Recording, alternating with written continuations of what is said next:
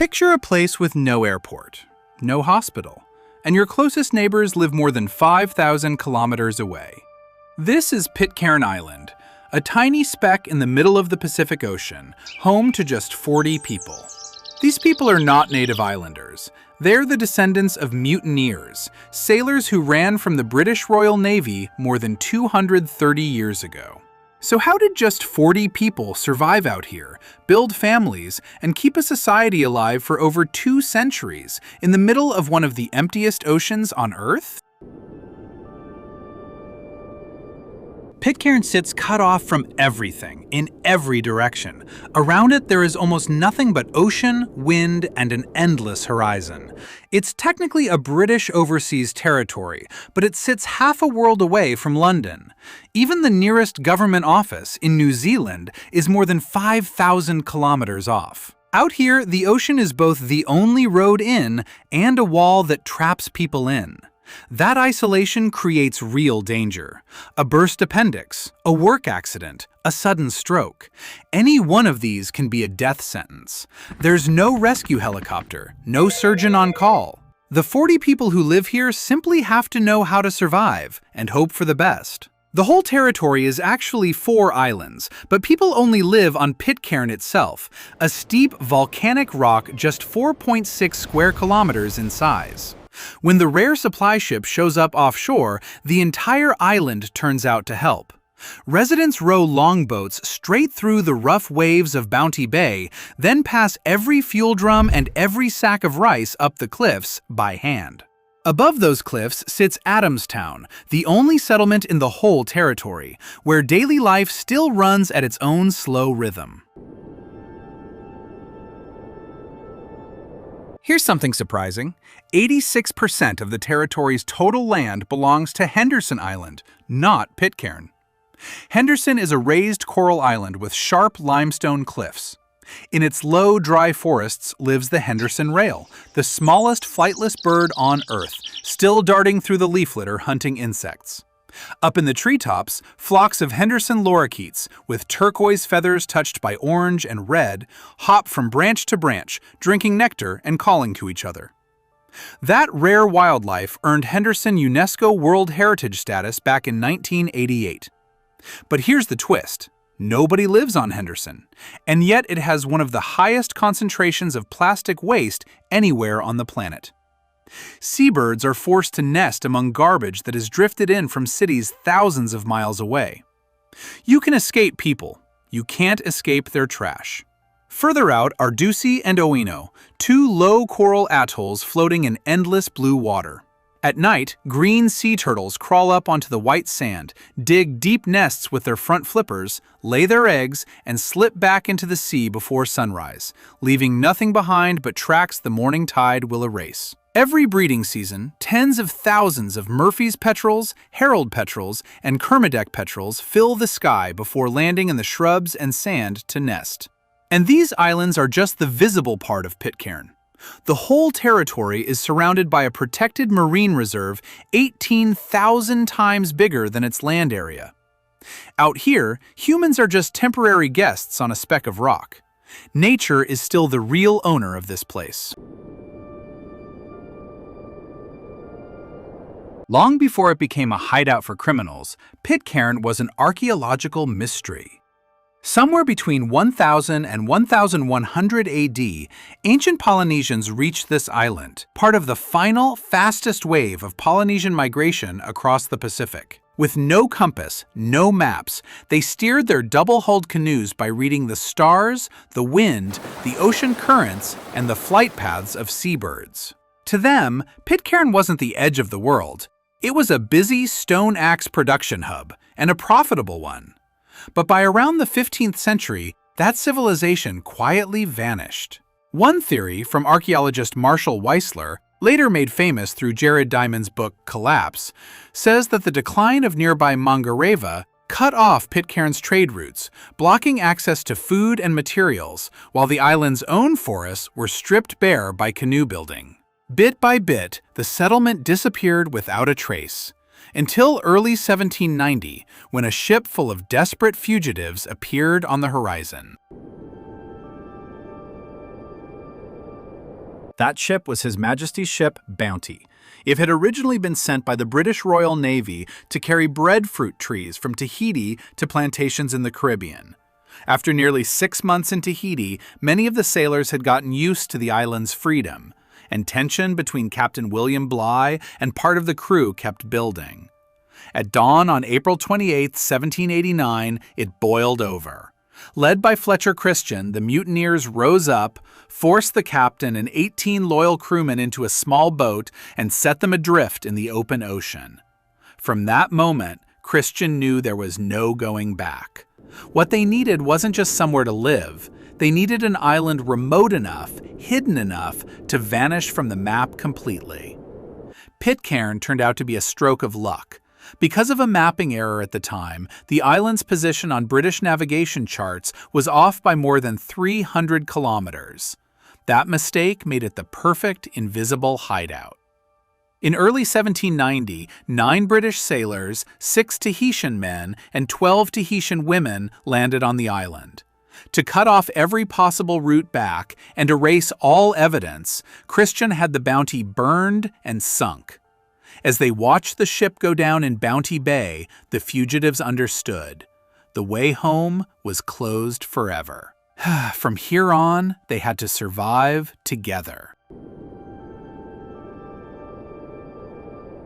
But paradise didn't bring peace. Racism and fights over women quickly turned the island into a killing ground. In just 10 years, the men on the island killed each other off, one by one, until only a single man was left standing. John Adams. Once a mutineer, now the sole surviving man in a small kingdom of women and children. Facing the fear left behind by all that violence, Adams picked up the Bible that had survived from the Bounty. This man, once stained with blood, appointed himself the community's patriarch. He used religion to build a new order, taught the children to read, and enforced strict rules over the surviving women. In 1814, 2 British Royal Navy warships arrived unexpectedly, expecting to find a den of hidden criminals. Instead, they found something else entirely. Children running barefoot on dirt paths, green gardens covering the hillsides, and church bells ringing in the morning air. The last mutineer left alive was no longer just a fugitive. He was the leader of a community built on faith and education. Today, walking into the small cemetery in Adamstown, you can still see headstones side by side under the trees, carrying the surnames Christian, Young, Adams, McCoy, Quintal, and Buffett, names that have carried on for more than 2 centuries from a mutiny that nearly destroyed everyone involved. Most places in the world, you can live among thousands of people and never learn their names. In Adamstown, that's basically impossible. The whole community is around 40 people, and every single face is tied to a story, a family, a shared memory. Walk the small concrete road across the hillside any morning, and you'll always run into familiar faces. A greeting, a quick chat, a simple, "How are you?" It's just part of daily life here. There are only a few dozen houses, scattered among green gardens, plus a small church, a school, and a post office, all within a few minutes' walk of each other. In a community this small, people lean on each other by necessity. If a roof gets damaged in a storm, others show up to help, because everyone understands life on an isolated island only works if people support one another. On Pitcairn, land and sea don't just shape the scenery, they're the whole foundation of daily life. With only about 40 residents, almost nobody works just one job. Someone might tend their garden in the morning, take a longboat out fishing in the afternoon, then spend the evening carving a piece of miro wood to sell to visitors.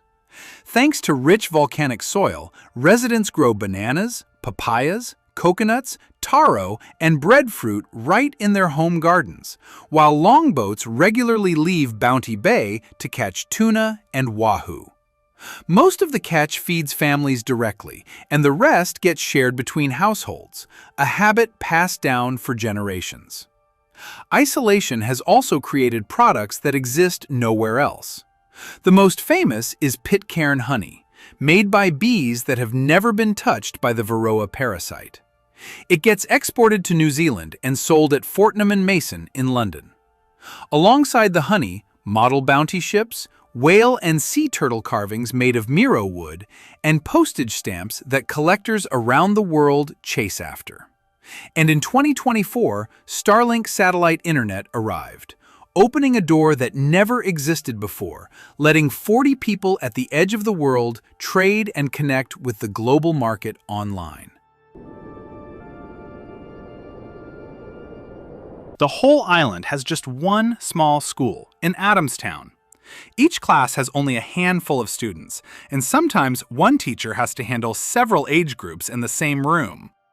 When kids reach university age or want a specialized career, most of them have to leave for New Zealand or elsewhere, and many end up staying there, which keeps shrinking Pitcairn's population. Healthcare runs on a similar small scale. There's one medical center and a single resident health worker, enough for common illnesses and basic first aid. But if there's a serious emergency or surgery is needed, residents face a life or death journey. Everything depends on the supply ship or whatever vessel happens to be passing.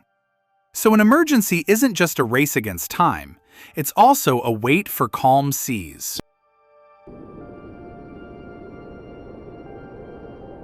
Transportation is maybe the clearest proof of just how isolated Pitcairn really is. Residents get around the island in four-wheel drive vehicles on small local roads, but to actually leave Pitcairn, you have to take a longboat out to a ship anchored offshore, then travel for several days before reaching New Zealand or Tahiti. Out here, your health can literally depend on whether the sea is calm that day. Just by listening to an everyday conversation in Adamstown, you realize Pitcairn's identity doesn't live in a museum. It's alive, right now. Alongside English, residents speak Pitcairn, a language formed from 18th century sailor English from the Bounty crew, blended with the Tahitian language spoken by the Polynesian women who came with them. Through that language, the memory of the Bounty gets passed down, generation after generation. Every year on January 23rd, residents celebrate Bounty Day, dragging a model of the Bounty to the bay and burning it, reenacting that moment in 1790, before sharing a meal together and retelling the story to the younger generation as the origin of who they are. Since 2019, Pitcairn has been recognized as the Mata Ki Te Rangi International Dark Sky Sanctuary. Its light pollution-free night sky has become part of its identity, too. On clear nights, residents switch off their lights and gather to watch the Milky Way, with nothing else glowing in the sky. The island's spiritual rhythm is set by the Seventh-day Adventist Church. From Friday evening through Saturday, the Sabbath is set aside for rest, prayer, and family. Everyday work quietly pauses. At the dinner table, the Polynesian influence is still obvious. Taro, bananas, coconut, ocean fish, and breadfruit, alongside British-influenced dishes. Much of that knowledge traces back to the first Tahitian women, who raised the next generation and kept family life from falling apart after the island's violent early years.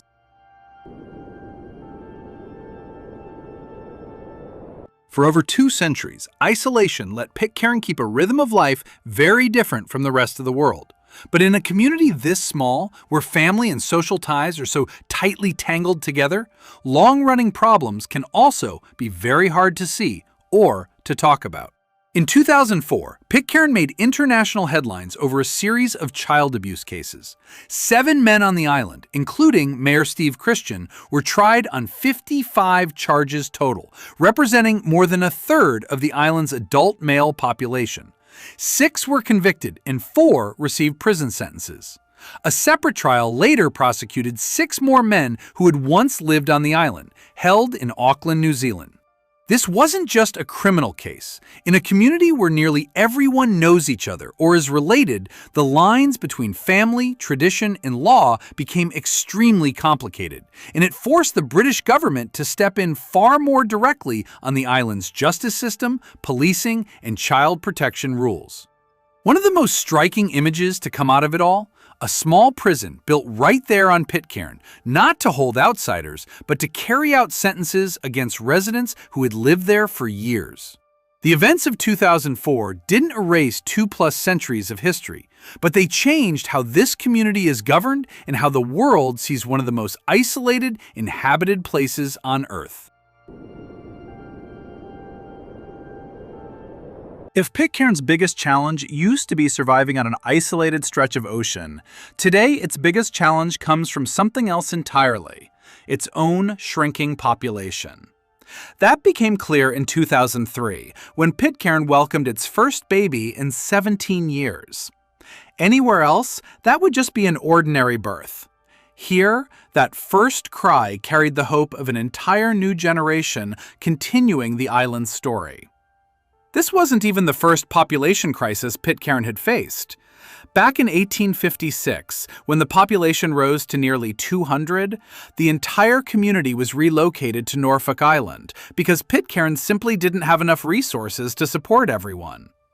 Only a small group came back a few years later, and those families became the ancestors of most people living on the island today. To fight the current decline, Pitcairn's government has launched programs to attract new residents.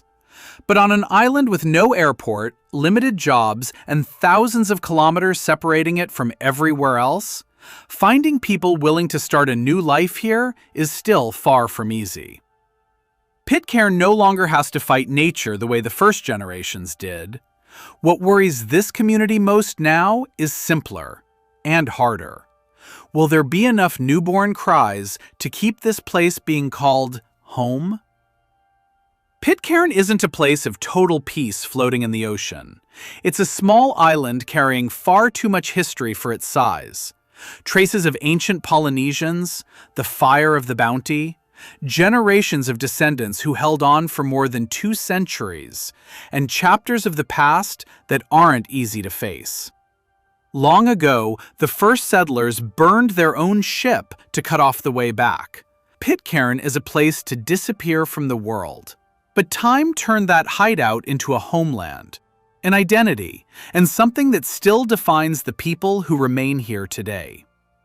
Now, Pitcairn's future rests in the hands of fewer than 40 people, and in the decisions of children who haven't even been born yet. In the deep darkness of the ocean, as the Milky Way stretches out above Adamstown, and the longboats still wait in Bounty Bay, Pitcairn quietly continues its proud story of survival.